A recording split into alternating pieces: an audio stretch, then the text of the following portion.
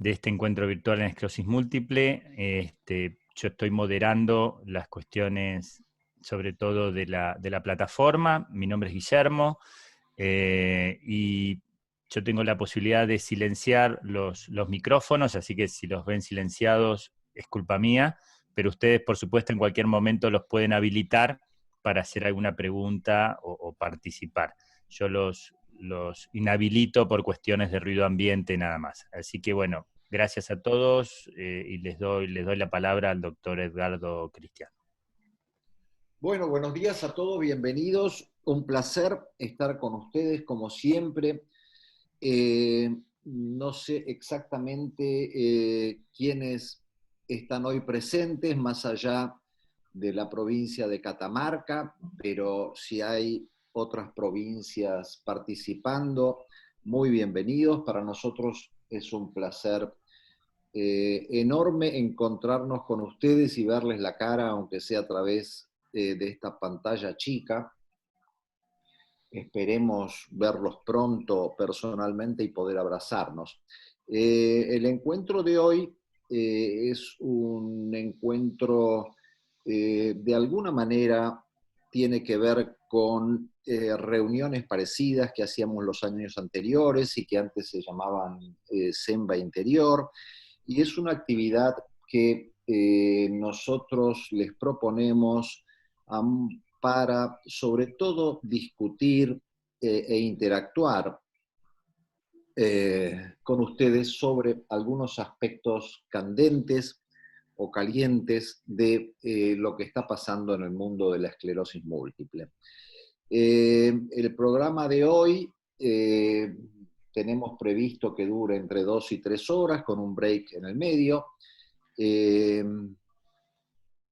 Y a quien tenemos de invitado especial en el día de hoy y de coordinador de la actividad, y a quien desde ya agradezco enormemente por haberse ocupado, bueno, de la coordinación de los temas y de la invitación a ustedes, que es nuestro gran amigo Rubén Mansi, que seguramente todos ustedes conocen, y para quien eventualmente no lo conozca, él es neurólogo con especial interés en esclerosis múltiple y que trabaja en el Sanatorio Pasteur de Catamarca. Quien les habla, yo soy Edgardo Cristiano, soy también neurólogo, dedicado hace casi toda la vida a la esclerosis múltiple. Soy el director actual del Centro de Esclerosis Múltiple de Buenos Aires. Otro de los participantes que tenemos hoy es la doctora Liliana Patruco. Ella también se dedica al tratamiento exclusivamente de pacientes con esclerosis múltiple. Su función asistencial la hace en el Hospital Italiano de Buenos Aires. Y el cuarto invitado o cuarto participante es Juan Ignacio Rojas, quien también trabaja en el Centro de Esclerosis Múltiple de Buenos Aires y en el Hospital Universitario CEMIC de Buenos Aires. Estos son los 4 participantes formales. Yo me voy a dedicar hoy a coordinar, a tratar de darle un poquito de dinamismo a la reunión, de que no se aburran, de hacer preguntas, etcétera, etcétera, pero los verdaderos protagonistas me gustaría que fueran ustedes, quienes están en el auditorio, de manera tal que podamos aprender todos de todos.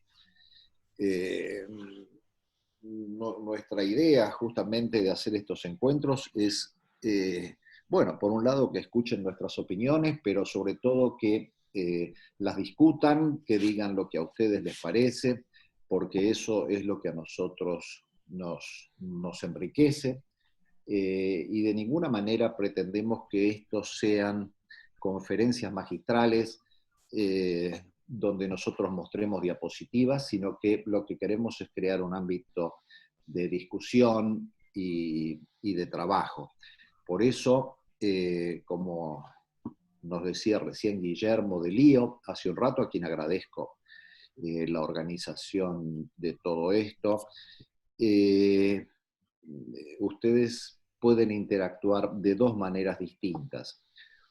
Por un lado, en la casilla de chat, ir escribiendo comentarios o preguntas a medida que escuchen ustedes las charlas y sobre todo después de cada una de estas charlas que ustedes hagan preguntas, presenten sus casos, discutan con nosotros y charlemos de lo que a ustedes se les ocurra, aunque esté fuera del temario. O sea, no nos restringamos, no nos limitemos a este temario, sino que es un espacio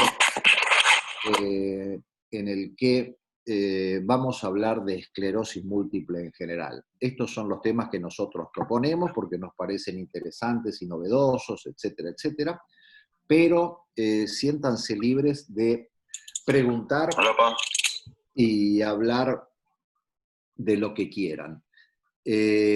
Así que, por favor, yo quisiera la máxima participación del auditorio.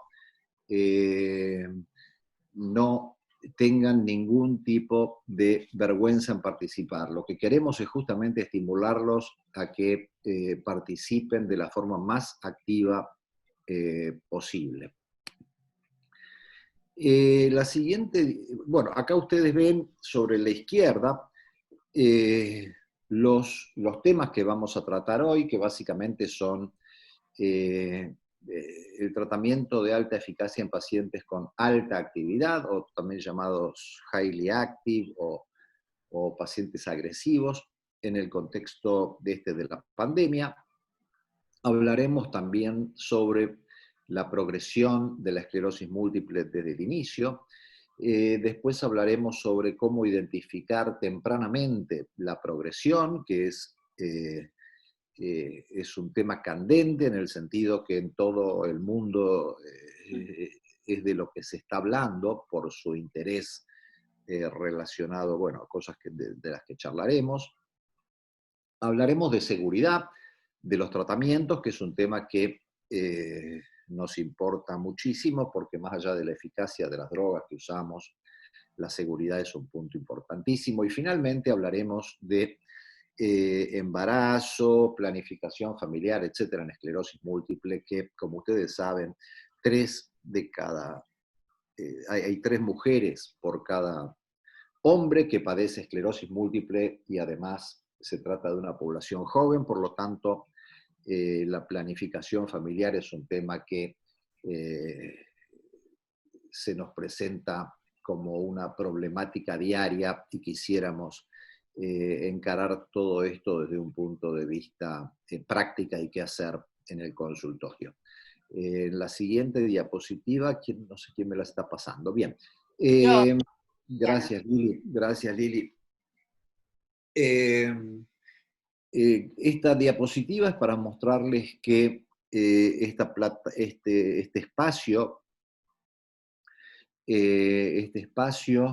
y la provisión de la plataforma son, y las invitaciones que probablemente hayan recibido algunos de ustedes, fueron hechas por parte de algunos de estos 5 laboratorios que yo les muestro acá.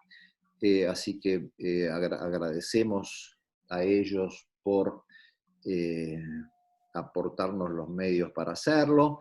Pero lo que yo quisiera aclararles es que estos laboratorios no han tenido ninguna participación en el contenido de las charlas, lo que significa que tampoco estarán presentes en este ambiente protegido que es solo para médicos y que por lo tanto tenemos absoluta libertad para hablar lo que querramos, digamos. Esta charla, o esta reunión, mejor dicho, va a ser subida después a un lugar en la web que se llama www.portalem.org, que aprovecho para pasarles la propaganda. Este es un sitio nuevo. Tiene, yo creo, lleva menos de 2 meses de creación y es un sitio educativo, yo creo muy interesante, que lo que va a permitir, o lo que permite ya, porque está en funcionamiento, es que podamos tener una herramienta de educación y de actualización continua, permanente y actualizada, ya que, en primer lugar, está en español. En segundo lugar, la siguiente, Lilia, a ver, en segundo, ahí está. Se suben, empiezo por abajo, todas las publicaciones en esclerosis múltiple al día. O sea que no hace falta que busquemos en PubMed o en distintas revistas o en distintos índices las últimas publicaciones en esclerosis múltiple. Ustedes van a tener al día todas las publicaciones que se hacen respecto a esclerosis múltiple en el mundo. Obviamente la mayor parte de ellas van a estar los abstracts, porque los papers completos no tenemos derechos para subirlos, pero rápidamente ustedes van a tener ahí un lugar para mirar lo que se publicó ayer, digamos. Así como los ensayos clínicos que hay en curso, hay videos educativos sobre muchos temas, hay presentaciones como esta, y hay también publicaciones de la Argentina y de Latinoamérica, a los que ustedes están obviamente invitados a subir todo el material académico que tengan a disposición. Obviamente, Portalem tiene un comité científico que restringe la subida del material a aquellos materiales que sean revisados por pares y que no tengan sesgos, digamos,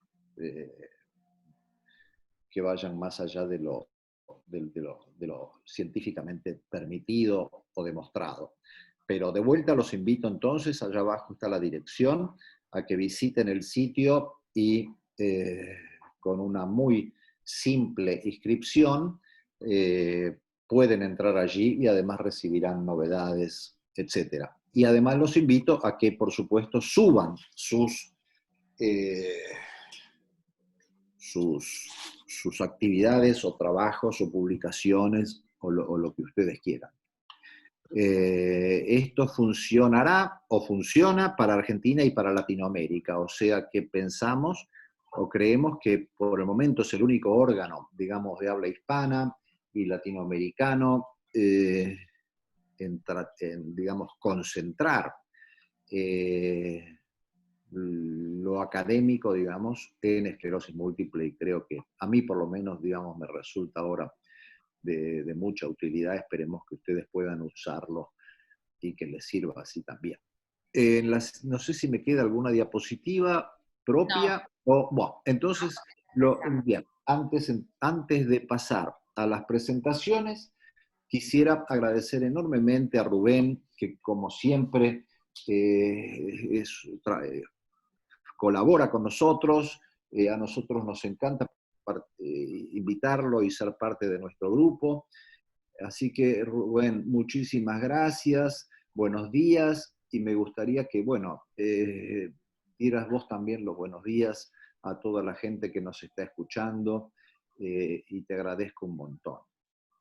No, yo al contrario, tengo que agradecerles yo siempre el acompañamiento que por muchos años ustedes y la institución a la cual pertenecen y este centro de esclerosis múltiple que nos ha dado siempre un auxilio de primer nivel.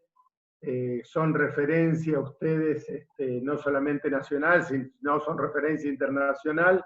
Así que para nosotros es un orgullo, es un gusto que estén, que dediquen un tiempo que es muy valioso para ayudarnos a cada día a comprender un poco más esta patología, mantenernos actualizados.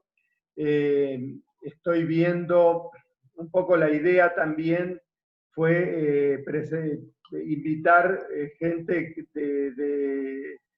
formamos equipo de alguna manera en todo esto. Por eso hay algún clínico y también hay un neurorehabilitador que tiene mucha experiencia y que es una referencia local, aparte de neurólogos como el doctor Ricardo Figueroa, el doctor Zoraides. Así que bueno, muchísimas gracias, gracias a Liliana, a Juan y por supuesto el doctor Cristiano, siempre reconocido y muy amables ustedes por esta posibilidad, y por supuesto a Guillermo también, que nos ha facilitado todo esto. Bueno, Rubén, muchísimas gracias nuevamente, y trataremos de aburrir lo menos posible al auditorio no especializado, digamos, pero por otro lado tiene la gran ventaja de poder escucharlos a ellos, sobre todo si son de otras disciplinas, a nosotros nos va a enriquecer. Esperemos no ser tremendamente específicos, pero lo que yo les pediría es que quienes no son neurólogos también intervengan y también nos muestren su mirada sobre el problema. Así que muchas gracias por estar y bueno, a participar. Así que estamos un poquito atrasados, vamos directo entonces a la primer charla que va a estar a cargo de Liliana Patruco sobre tratamientos de alta eficacia en pacientes muy activos en el contexto de COVID.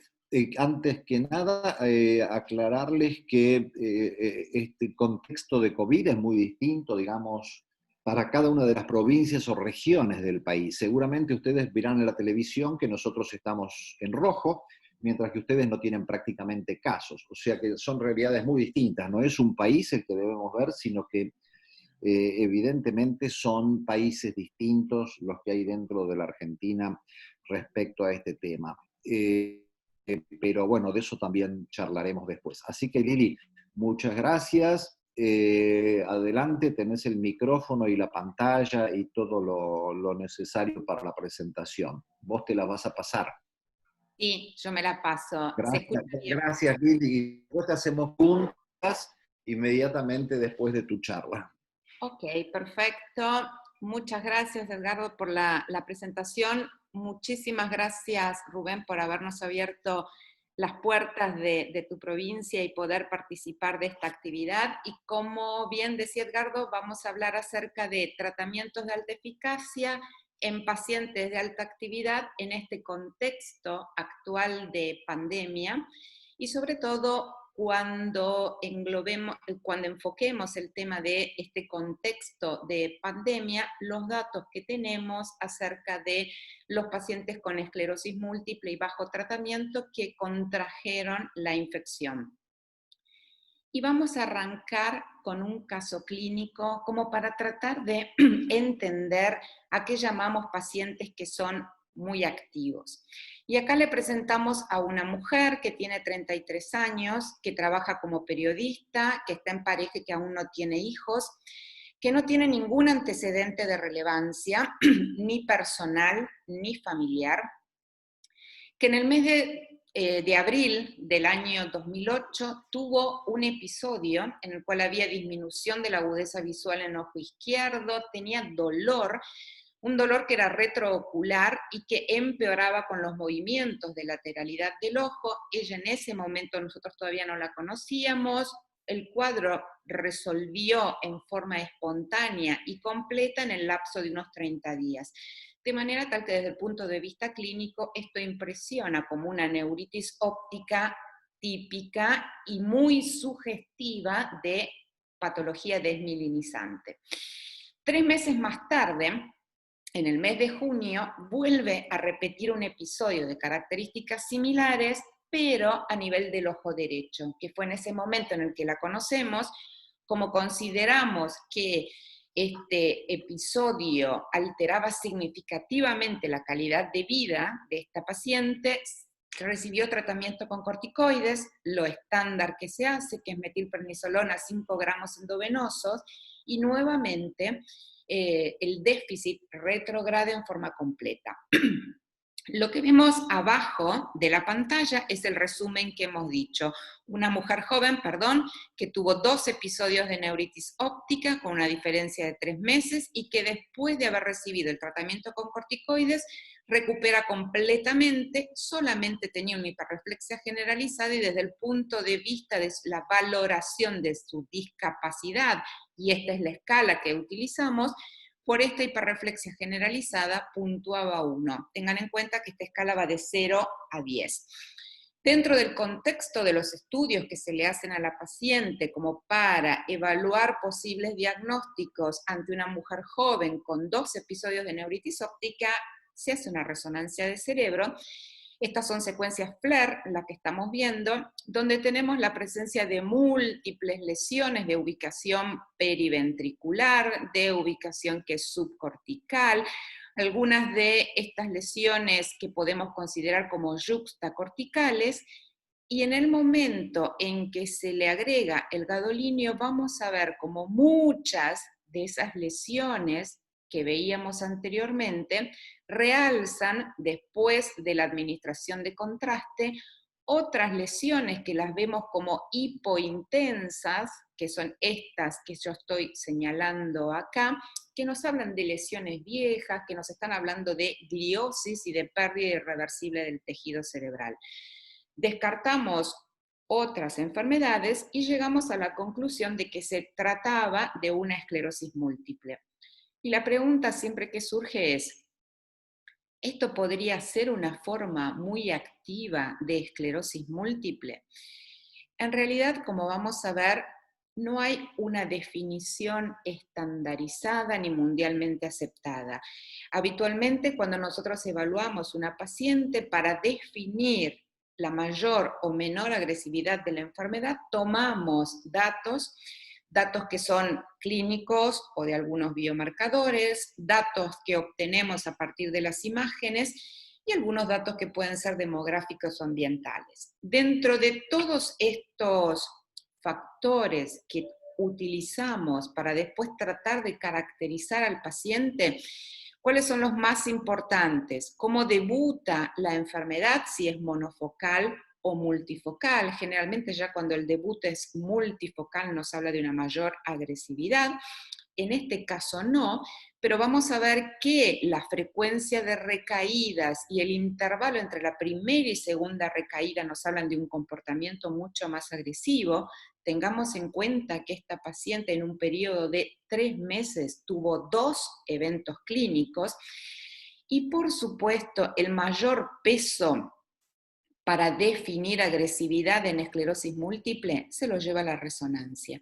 A través de la resonancia obtenemos muchos datos que son útiles, como el volumen de lesiones, cuántas lesiones tienen la secuencia de T2, si hay muchas lesiones que realzan con el gadolinio, dónde están ubicadas estas lesiones y sobre todo cuando encontramos lesiones infratentoriales.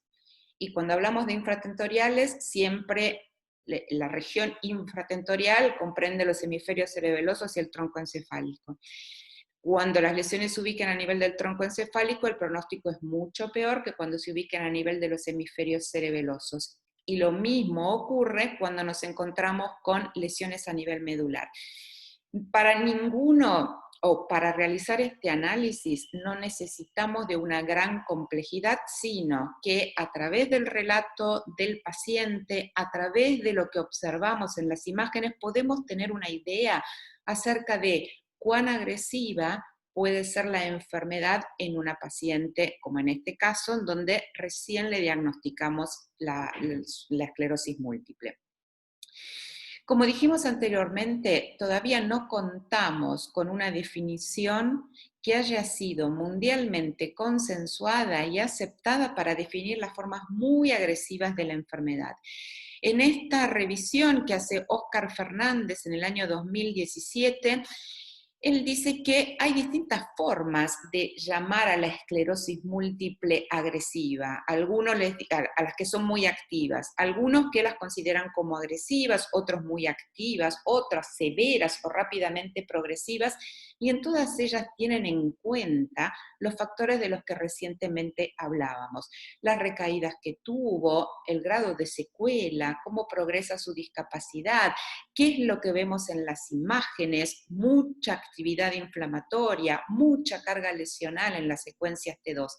Y más allá de que no haya todavía una definición consensuada, tenemos que tener en cuenta que hasta 1/3 de los pacientes con esclerosis múltiple que vemos en el consultorio van a tener formas muy activas de la enfermedad. Y esto es importante considerar, sí, sobre todo al momento en que definamos nuestra estrategia de tratamiento. Más recientemente se publica una revisión, y esto fue en el año 2019, haciendo una puesta al día de lo que se llamaría una esclerosis múltiple muy activa, y que tiene que ver con cuán rápido alcanza un determinado grado de discapacidad, cuántas recaídas tuvo, qué es lo que vemos en las resonancias, o bien si falla el tratamiento que venía recibiendo previamente. Ahora, en realidad acá lo que estamos viendo no es una clara definición de a qué llamamos actividad cuando conocemos un paciente, sino qué es lo que vamos a ir conociendo de ese paciente a lo largo del tiempo. Con lo cual, en realidad, lo que más tenemos que definir es no si es activo durante el seguimiento y una vez que falló a nuestras estrategias de tratamiento, sino definirlo lo más precozmente posible. ¿Y eso por qué es importante? Sobre todo porque nuestra forma de encarar el tratamiento de una persona con esclerosis múltiple ha ido variando a lo largo del tiempo. Hasta hace unos años atrás, usábamos un paradigma que le podríamos llamar tradicional, lento, seguro, en donde en todos generalmente iniciábamos con una misma estrategia de tratamiento y en la medida que el paciente fallaba, porque seguía teniendo recaídas, porque seguía teniendo actividad en la resonancia o progresaba su discapacidad, íbamos escalando nuestras opciones hacia drogas más efectivas. Hoy en día todo eso cambió. Lo que tenemos que hacer en el momento de conocer al paciente es definir su grado de actividad para darle a cada uno de ellos el tratamiento que consideramos que va a lograr suprimir toda la evidencia de actividad de la enfermedad. Porque nuestro objetivo es que no siga teniendo recaídas, que no siga progresando su discapacidad y que no siga aumentando su carga lesional en la resonancia magnética. Porque más allá de que después tratemos de rectificar nuestro tratamiento, tengamos en cuenta que ese tiempo que perdimos no lo vamos a poder recuperar después. La discapacidad no va a retrogradar en estos pacientes. Por lo tanto, y usando esas herramientas de las que hablábamos anteriormente, cuando conocemos un paciente con esclerosis múltiple, tratamos de identificar si existen o no factores de mal pronóstico. Y si hay factores de mal pronóstico desde el debut de la enfermedad y que fundamentalmente nuestra herramienta diagnóstica de mayor peso va a ser la resonancia, iremos, como mostrábamos en el esquema anterior, a un tratamiento mucho más agresivo de inicio, dentro de los cuales tenemos opciones endovenosas, opciones orales. Dentro de las opciones endovenosas, los anticuerpos monoclonales como natalizumab, alemtuzumab u ocrelizumab, dentro de las opciones orales fingolimod y cladribine. Por supuesto que de antemano no vamos a poder predecir cómo va a ser la respuesta de ese tratamiento, de ese paciente al tratamiento que hemos instaurado. Por eso es que es muy importante el monitoreo. Ante la detección de una respuesta que es la que nosotros no queremos porque sigue con actividad, cambiar nuestra opción terapéutica y elegir una estrategia alternativa. Así es como habitualmente encaramos el tratamiento de los pacientes con esclerosis múltiple cuando lo vemos en el consultorio. Y en estos últimos meses, este contexto actual de pandemia nos generó toda una serie de nuevos desafíos en el manejo de nuestros pacientes, sobre todo porque al comienzo de esta pandemia teníamos ciertas dudas acerca de si las personas con esclerosis múltiple eran más susceptibles a desarrollar la enfermedad, si desarrollaban la enfermedad tal vez tuvieran formas más agresivas de la infección, si los tratamientos que utilizábamos podían impactar negativamente en el caso de que contrajeran la enfermedad.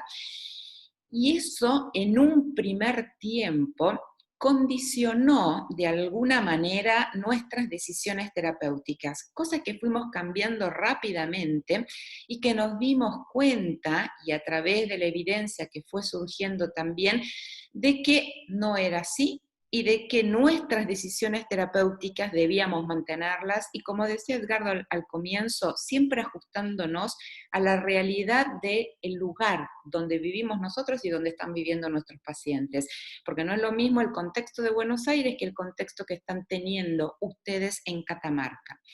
Y como dijimos, el contar con datos aclaró muchísimo esta incertidumbre que tuvimos en los primeros tiempos de evolución de esta pandemia. Uno de los primeros trabajos que se comunican es este registro italiano, en donde la primera comunicación se hizo en abril y los datos después fueron actualizados en el mes de junio, para ver qué había pasado con 232 personas con esclerosis múltiple que habían desarrollado infección por COVID, de las cuales 57 tenían test positivo. Vamos a ver que en la mayoría de las series, no la totalidad de los pacientes tienen test confirmatorios para COVID, sino que en muchos se utilizaban también los criterios clínicos e imagenológicos para definir el cuadro de infección por COVID, porque no en todos lados, y eso no ocurre únicamente en Argentina, sino también en el resto del mundo, existe el acceso universal al testeo. Dentro de esta población de pacientes, solamente 21 no estaban recibiendo tratamiento, y después vamos a ver que había pacientes que estaban recibiendo terapias de las que llamamos de alta eficacia. La gran mayoría o los números más grandes los vamos a ver en el caso de fingolimod, en el caso de natalizumab, de ocrelizumab, y en menor medida un solo paciente con alemtuzumab y 5 con cladribine. ¿Y qué pasó con estas personas que se infectaron? Para poder definir severidad de la infección tampoco existen criterios, y cuando se revisan las distintas publicaciones vamos a ver que varían. Acá clasificaron a la severidad de la infección como leve, severa o crítica. Las formas leves eran aquellas que obviamente no requerían la hospitalización del paciente, formas severas y críticas sí. Y vamos a ver que de esos 232 pacientes, solamente 10 desarrollaron formas severas o críticas de la enfermedad.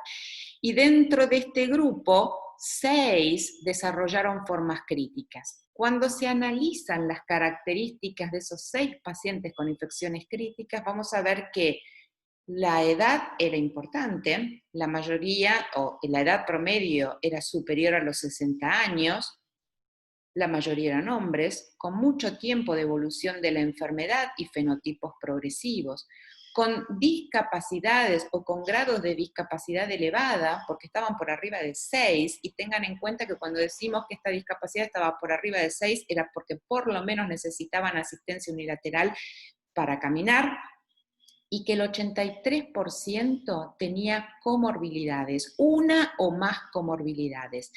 De estos 6 pacientes críticos, 5 murieron, y de esos 5 que fallecieron, solamente 2 estaban bajo terapias, pero fíjense el grado de discapacidad que tenían y además también las edades. O sea que parecería ser que los mismos factores que condicionan la severidad de la enfermedad en la población general son los que estarían influenciando la severidad de la enfermedad en personas con esclerosis múltiple.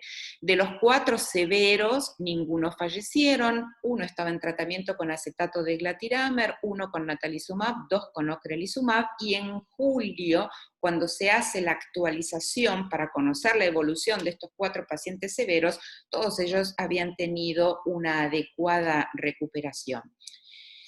Este nos muestra los datos de Italia. Tenemos datos también de Francia con un número mayor de pacientes, una edad promedio, más joven, la gran mayoría mujeres, con niveles más bajos de discapacidad en el global de la población incluida, la gran mayoría forma recaída, remisión, y acá también para incluirlo teníamos algunos que contaban con una PCR positiva para SARS-CoV-2 y el otro que se manejaba por criterios clínicos.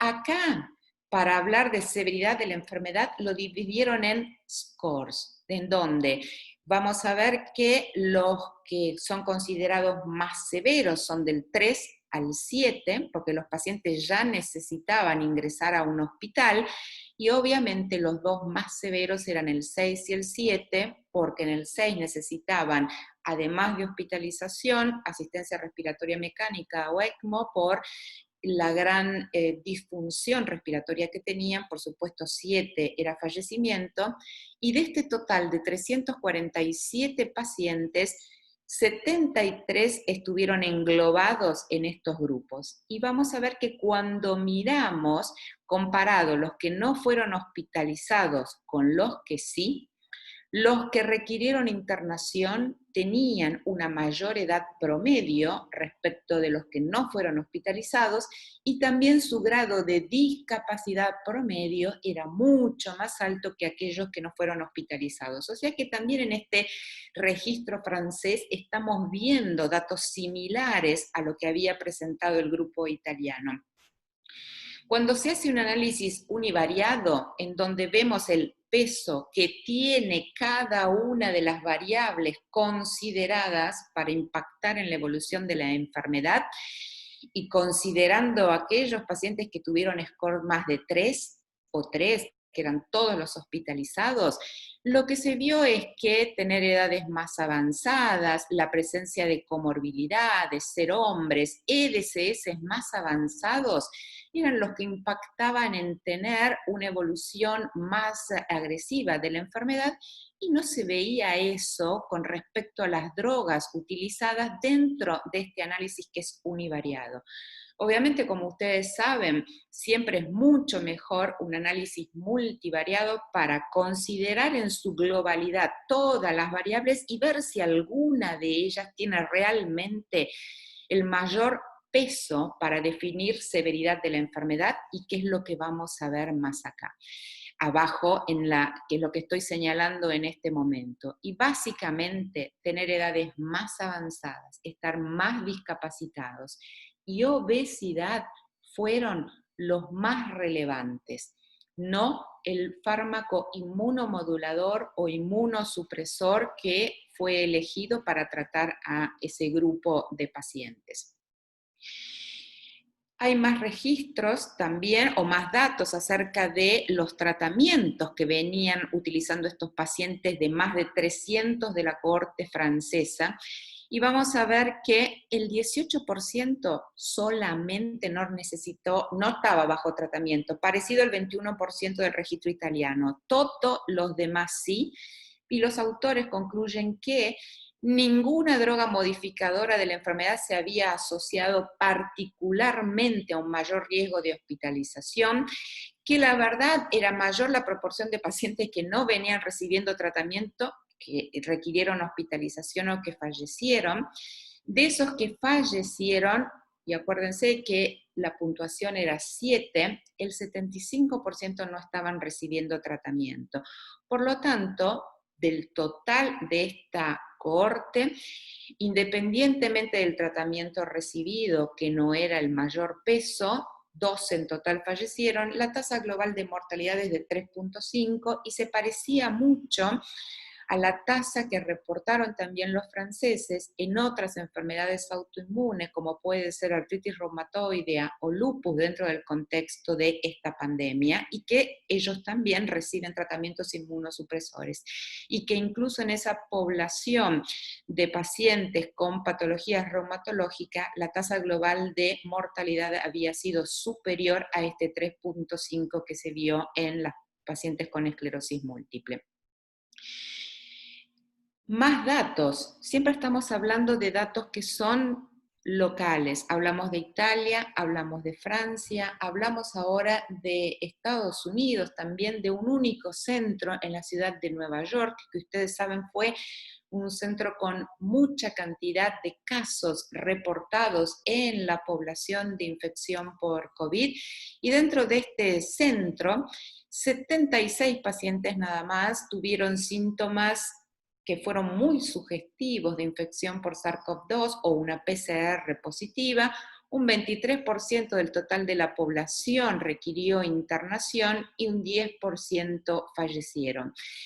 Una cantidad significativa de pacientes en este centro estaban recibiendo tratamiento con ocrelizumab, después se distribuían en otros fármacos.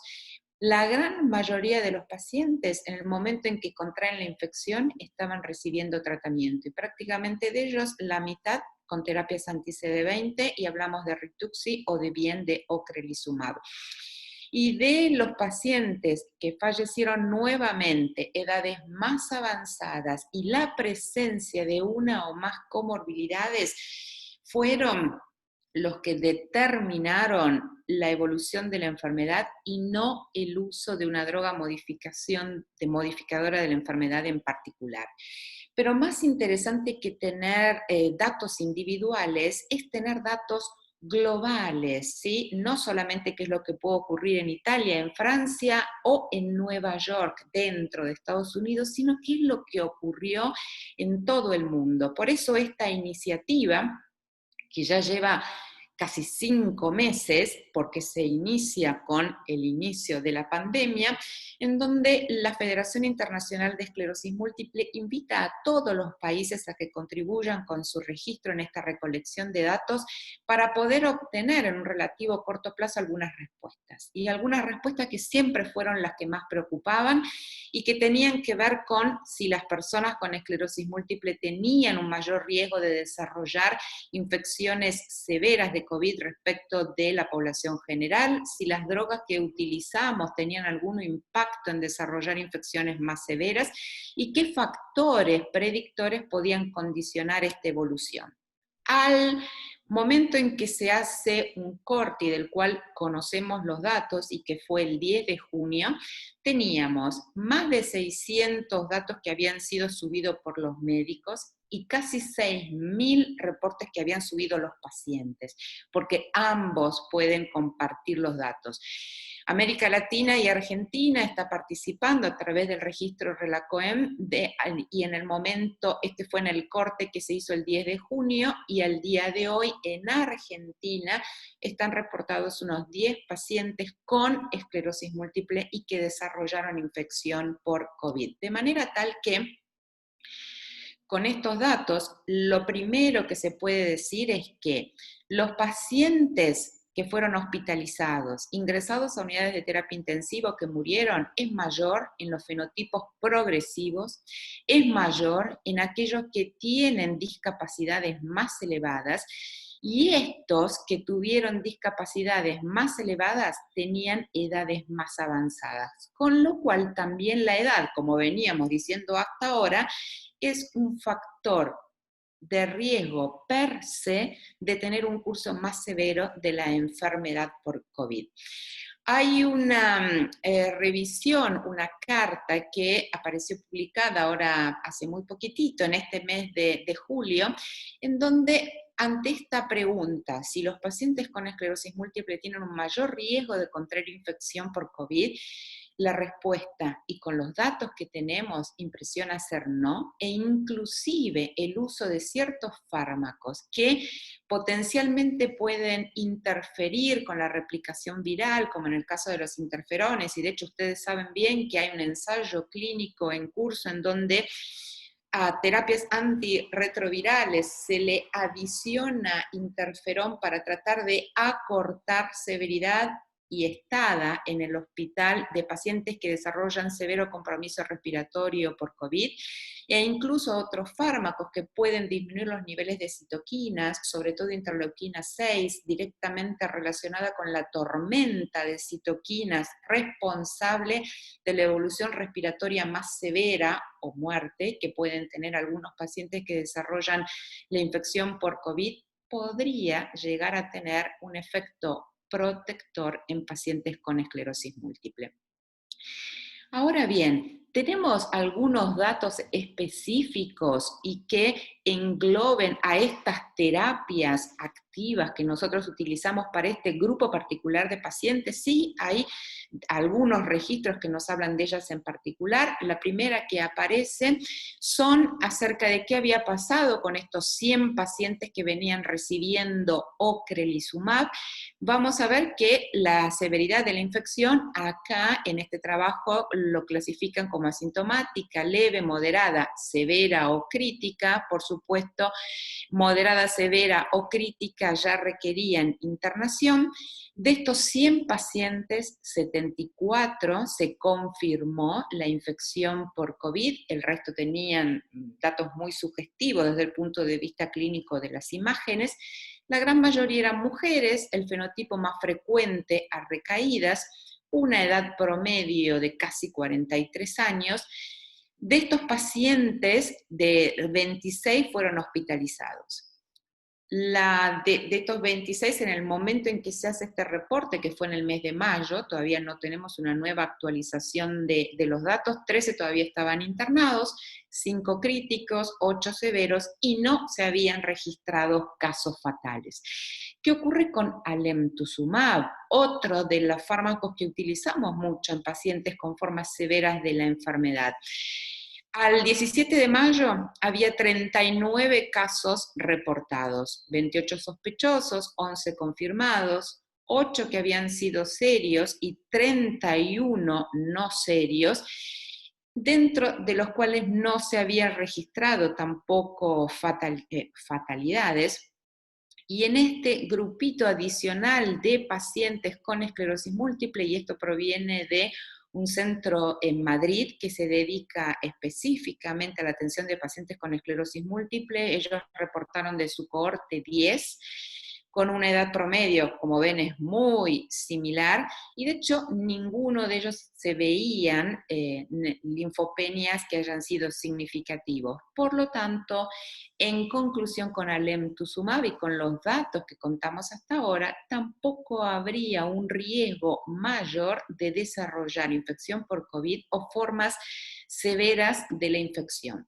¿Tenemos datos con natalizumab? Sí, también a mayo había 95 pacientes mundialmente que estaban en tratamiento con natalizumab y que contrajeron la infección, solamente casos fatales, y dentro de estos 5 casos fatales, múltiples comorbilidades, incluyendo hipertensión arterial, obesidad, arteriopatía coronaria, edades más avanzadas.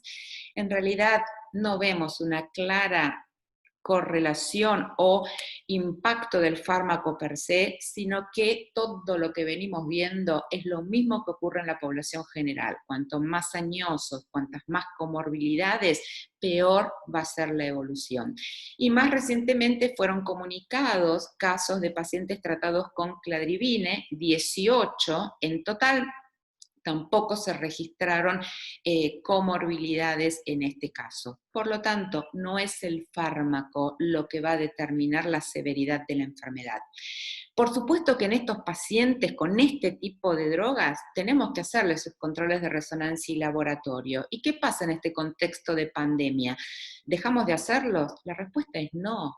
Tenemos que seguir haciéndolos porque las resonancias de rutina que nos permiten conocer respuesta al fármaco, si persiste la actividad radiológica o si tenemos que hacerla por motivos de seguridad, porque la recaída clínica de pronto que tuvo el paciente nos genera o nos abre alerta acerca de que tenemos que descartar algún efecto adverso relacionado para el fármaco y que obviamente nos va a cambiar nuestra conducta, no tienen que posponerse. Siempre obviamente hablamos acerca de los cuidados que tiene que tener el paciente para trasladarse desde su casa al ámbito donde hace la resonancia y los cuidados que tiene que tener el centro donde se realizan las resonancias. Y por supuesto, como venimos diciendo siempre, adaptar esto al contexto epidemiológico de cada región o provincia. ¿Dejamos de hacer los laboratorios? No, los laboratorios los tenemos que seguir haciendo. ¿Por qué? Porque con esto nosotros podemos controlar qué es lo que ocurre con los linfocitos, que obviamente tienen que ver con el mecanismo de acción de los fármacos que estamos utilizando, y que por supuesto al momento de asistir al laboratorio tienen que tomar todas las medidas preventivas que están vigentes contra el coronavirus. Entonces, en conclusión, este contexto de pandemia por COVID-19 no tiene que posponer ni el inicio ni la continuación de los tratamientos que venimos utilizando, máxime en aquellos con formas agresivas de la enfermedad, en donde dijimos que independientemente de las manifestaciones clínicas, la resonancia tiene un gran peso en poder definirlos. Identificamos un paciente activo, tenemos que iniciar el tratamiento, porque obviamente sabemos que el tiempo que perdamos es discapacidad para el paciente y no lo vamos a poder recuperar después, aun cuando rectifiquemos nuestra estrategia terapéutica. Entonces, sostenerlos. En algunos casos muy particulares podemos llegar a considerar extender intervalos de infusión, como puede ser con natalizumab, y en lugar de 4 semanas llevarlo a 6 semanas. Obviamente, si en el centro donde yo estoy trabajando es un hospital únicamente destinado a la atención de pacientes con COVID, por supuesto, armar redes con neurólogos de mi área para poder continuar con los esquemas terapéuticos y los controles de estos pacientes. Uno plantea restringir las visitas, sí, eso no significa que debemos dejar de monitorear a nuestros pacientes porque contamos con herramientas para poder sostener los cuidados. Siempre existe una forma de comunicarnos con el paciente. ¿Teleconsulta? Por supuesto que sirve. No tenemos acceso a teleconsulta porque de pronto eso tiene que ver con las realidades de nuestro país. Nos comunicamos por mail, nos comunicamos por WhatsApp o eventualmente los citamos a nuestros propios consultorios.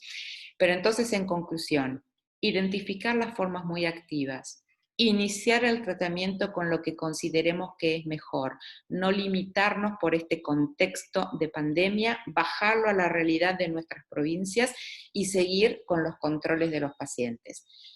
Y muchísimas gracias por haberme escuchado.